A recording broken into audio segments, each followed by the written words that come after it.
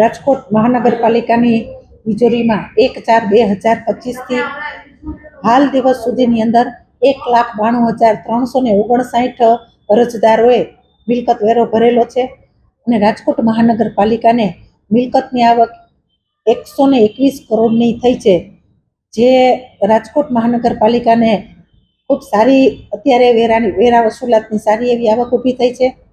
ગે વર્ષે અરજદારે 1,04,30 અરજદારોએ વેરો ભરેલો હતો અને એમાંથી 7.33 કરોડનો આ વર્ષ કરતાં ગે વર્ષ કરતાં એટલો વધારો આ વર્ષે થયો છે.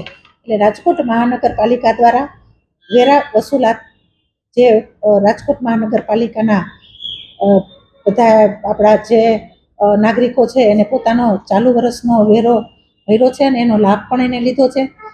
હજી કોઈને વેરા વસૂલાતની અંદર વેરો ભરવાનો બાકી હોય તો આ સ્કીમનો પણ લાભ લે અને વહેલી તકે રાજકોટ મહાનગરપાલિકાનો વેરો ભરે, તેને એની આવક પણ કદાચ અત્યારે વેરો ચાલુ છે તો એની આવક પણ વધારે થશે.